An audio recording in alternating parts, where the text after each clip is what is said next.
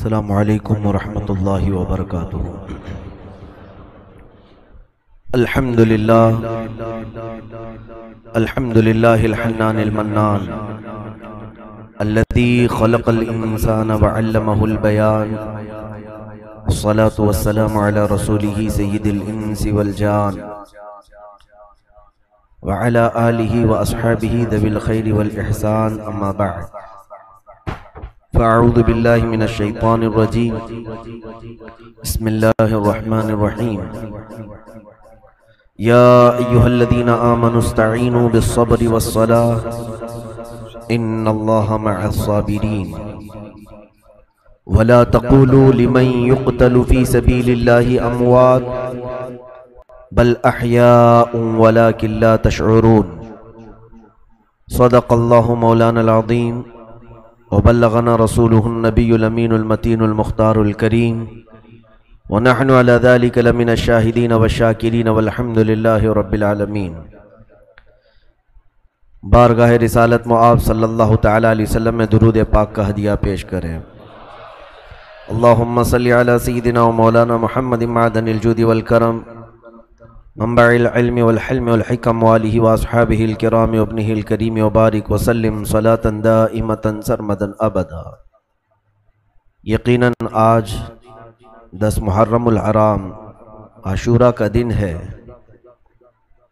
اور آپ کا یہ جمع غفیر مسجد میں اس طرح سے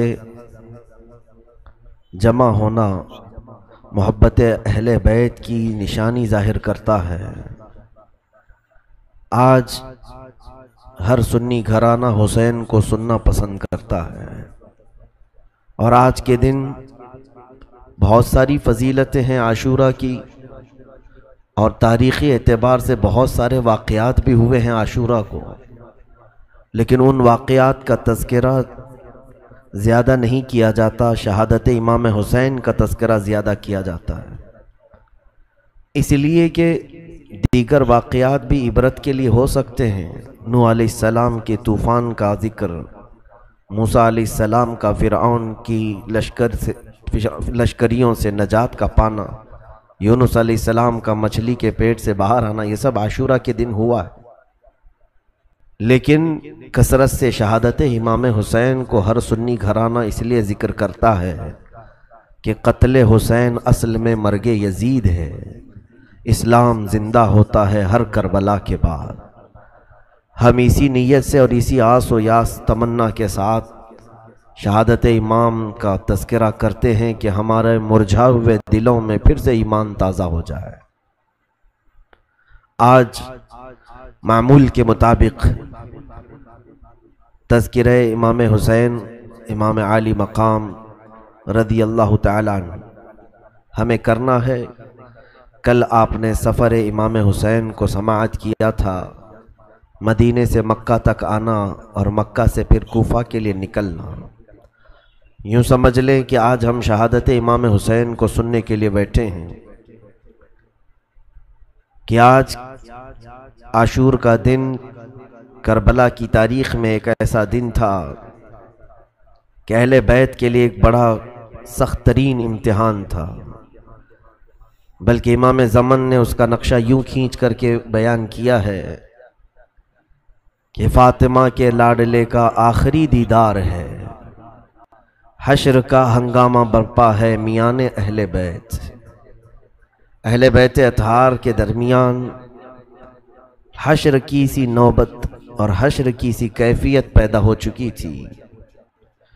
عزیزان گرامی وقار، سیدنا امام علی مقام کا تذکرہ کرنا اور سننا، ہم اس کو سعادت و عبادت تو سمجھتے ہی ہیں، لیکن یہ ایک بڑی ہمت کا کام ہے اور ایک بڑے جگر کا کام ہے کہ ہم اپنے نبی کونین صلی اللہ تعالیٰ علیہ وسلم کے نواسوں کا تذکرہ کرتے ہیں اور پھر اپنے دامن میں جھانک کر دیکھتے ہیں تو خود اپنے آپ پر زیادہ رونا آتا ہے، اس لیے کہ وہ شہادت کے بعد بہت بلند مقامات پر چلے گئے، اتنے بلند مقامات پر وہ فائز ہوئے کہ ان کے نام کے تذکرے کرنے والوں کو اللہ ان کی برکت سے ولایت دے دیا۔ لیکن رونا آج امام حسین پر نہیں، اپنے حال پر آ جائے تو بھی بڑی بات ہے کہ تذکرہ کرنے والوں کی زبان بھی اور ان کا عمل بھی ویسا ہو جائے جیسا امام حسین چاہتے تھے۔ سیدنا امام علی مقام مکہ میں تھے، پورا رمضان المبارک مکہ میں گزارا، شوال اور ذی القعدہ بھی مکہ میں گزارا۔ امام مسلم بن عقیل کو آپ نے کوفہ بھیجا تھا حالات معلوم کرنے کے لیے۔ کوفہ والوں نے ان کا بڑا شاندار استقبال کیا تھا، تو انہوں نے لیٹر لکھ کر بھیج دیا تھا، اے امام یہاں کے حالات بہت اچھے ہیں، سب آپ کے حق میں ہیں، آپ کے صرف انتظار میں ہیں، آپ تشریف لائیں اور ہر کوئی آپ سے بیعت کرنا چاہتا ہے۔ یہ خط پہنچا امام علی مقام کے پاس، لیکن کوفہ میں کیا ہوا اس کے بعد؟ امام مسلم بن عقیل اور ان کے بچوں کو اور ان کے جتنے حمایتی تھے ان کو بڑی سزائیں دے کر کے ابن زیاد نے قتل کیا اور کوفہ میں ان کے سروں کو لٹکا دیا۔ یہ خبر امام حسین تک کسی نے نہیں پہنچایا۔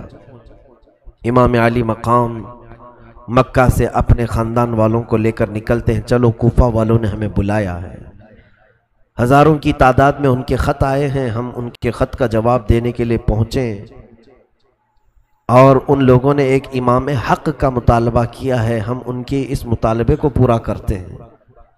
جبکہ مکہ میں موجود بہت سارے صحابہ اکرام اور دیگر تابعین نے آپ کا راستہ روکنے کی کوشش کی، بہت کوشش کی کہ آپ نہ جائیں، آپ مکہ میں امن و امان کے ساتھ ہیں، کوفہ والے دغا کر جائیں گے۔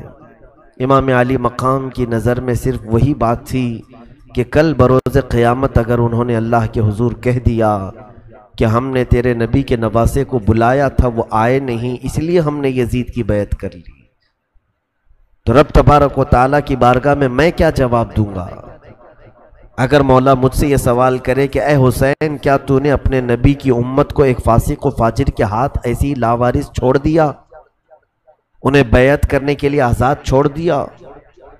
تو امام حسین کو اسی قیامت کا خوف ستاتا تھا، تو انہوں نے بلایا تو رخت سفر باندھ لیا۔ امام علی مقام جب اپنے گھر والوں کے ساتھ نکلے تو راستے میں کچھ لوگ ملاقات کرتے رہے، اس میں ایک مشہور شاعر فرزدق، اس نے مل کر کے ملاقات کر کے کہا بھی کہ آپ کہاں جا رہے ہیں؟ کہا کوفہ کی طرف۔ تو اس نے ایک تاریخی جملہ کہا، اے امام حسین ابن علی، کوفہ والوں کے دل آپ کی طرف ہیں لیکن ان کے نیزے اور تلواریں یزید کی طرف سے چلتی ہیں، آپ ان کی بات پر یقین نہ کریں۔ امام علی مقام نے کہا، اے فرزدق، اللہ نے جو مقدر رکھا ہے وہ ہو کر رہے گا۔ بہرحال آپ کا سفر آگے بڑھتا گیا، کارواں یہ منزلیں طے کرتا گیا۔ بیچ میں آپ کی سگی بہن زینب رضی اللہ تعالیٰ عنہ کے دو شہزادے عون و محمد چھوٹی عمر میں تھے، وہ اپنے والد کا خط لے کر کے آئے، حضرت عبداللہ بن جعفر کا خط۔ امام علی مقام کو انہوں نے خط لکھا تھا، وہ بہنوی تھے، امام حسین کے سگے بہنوی تھے، عبداللہ بن جعفر حضرت سیدہ زینب کے شوہر، وہ قافلے میں نہیں تھے۔ انہوں نے خط لکھا کہ میں آپ کو روکتا ہوں، اللہ کے لیے آپ واپس آ جائیں، کوفہ والوں کی نیتیں اچھی نہیں ہیں، اگر ان کے پاس تھوڑی اور سختی کسی نے کر دی تو وہ آپ کے خلاف کھڑے ہو جائیں گے، اللہ نہ کرے آپ کے ساتھ اگر کچھ ہو گیا تو پوری دنیا میں اندھیرا چھا جائے گا۔ امام علی مقام کا خط لکھا، امام حسین ابن علی رضی اللہ تعالیٰ عنہ نے اس خط کو رکھا اور اپنے ارادے پر آگے چلتے رہے۔ عون و محمد سے کہا کہ جاؤ اپنے ابا سے ہمارا سلام کہنا اور کہنا عافیت کی دعا کریں، ہم رسول کریم صلی اللہ علیہ وسلم کی امت کی خیر کے لیے نکلے ہیں۔ عون و محمد جاتے کہاں؟ انہوں نے کہا مامو جان، ابا نے خط تو لکھا آپ تک پہنچانے کے لیے، لیکن تحفے میں ہم دونوں کو آپ کے حوالے بھی کیا، آپ ہمیں قبول کر لیں۔ وہ دو ننھے سے شہزادے تھے، ان کی عمروں کے متعلق یہ فرمایا گیا کہ وہ 15 سال سے کم کی عمر کے تھے۔ دونوں شریک قافلہ ہوئے، یہ قافلہ چلتا رہا، کوفہ کی طرف جا رہا تھا۔ کوفہ کی ابھی بھی خبر امام علی مقام کو نہیں پہنچی تھی کہ کوفہ والوں نے کیا کیا ہے۔ اسی اسنا میں بیچ میں ایک مقام آتا ہے، وہاں پر حر بن یزید تمیمی ریاحی، یہ ابن زیاد کا معتمد تھا، یزید کی طرف سے اس نے 1000 کا لشکر لے کر امام کا راستہ روکنے کی کوشش کیا۔ ہوا ایسے کہ بیچ راستے میں امام علی مقام نے پڑاؤ کیا ہے، خیمہ ڈالا ہے، تو کوئی گھوڑ سوار دوڑتے ہوئے آ رہے تھے، لیکن ان کے چہرے لٹکے ہوئے تھے، بدن جھول رہے تھے۔ امام حسین نے دیکھا کہ اتنا بڑا لشکر آ رہا ہے، تو لشکر کو دیکھا امام حسین نے اپنے لوگوں سے کہا کہ اس لشکر کو روکو، کیا بات ہے پوچھ لو۔ کوئی گئے اور جا کر کے پوچھا کہ کیا بات ہے، کہا بہت دور سے چلے آ رہے ہیں، پیاس اور بھوک نے ہمیں ادمرا کر دیا ہے۔ یہ خبر امام حسین کو پلی تو امام علی مقام نے اپنے خیموں میں جتنا پانی تھا سب لے کر کے حاضر آئے۔ حر بن یزید کو آ کر پانی پلایا، اس نے آنکھیں کھولی اور اس کے بعد ان لشکریوں کو پانی پلایا۔ امام حسین نے پوچھا کہ کیا مقصد، کس لیے آئے ہو؟ وہ جانتے نہیں تھے امام علی مقام کو۔ کہا سنا ہے ہم نے یزید کے خلاف حسین ابن علی بغاوت کر کے نکلے ہیں، اور ہمیں حکم دیا گیا ہے کہ ان کو راستے ہی سے گرفتار کر کے لے آئے۔ تو اس میں حر بن یزید نے پوچھا کہ کون ہے تم میں حسین؟ بڑا بھاری مشکیزہ اٹھا کر کے وہ لشکریوں کو پانی پلا رہے تھے۔ کسی نے کہا یہی حسین ابن علی ہیں جس نے تجھے پانی پلایا۔ وہ پانی پلا رہے تھے کس لشکر کو؟ اس یزید کے لشکر کو جو گرفتار کرنے کے لیے آیا ہے۔ یہ ہے شان اہل بیت، چاہے پہچان کا ہو کہ بنا پہچان والا ہو، اسے پہلے پانی پلایا جائے۔ اسی لیے تو آج محرم میں ہم ہر جگہ سبیلیں لگاتے ہیں، کثرت سے پانی پلاتے ہیں، ہر کسی مذہب سے تعلق رکھنے والا پانی پی کر کے جائے، کم از کم ہمارے ہاتھوں سے شربت پی کر کے جائے۔ یہ سبیلیں اور شربت جو ہم لگاتے ہیں اسی محبت میں، بعض لوگ کہتے ہیں امام حسین تو پیاسے چلے گئے اور تم پانی پیتے ہو۔ میرے عزیزوں، وہ پیاسے رہ گئے لیکن کسی دوسرے کو پیاسا دیکھنا نہیں چاہتے تھے۔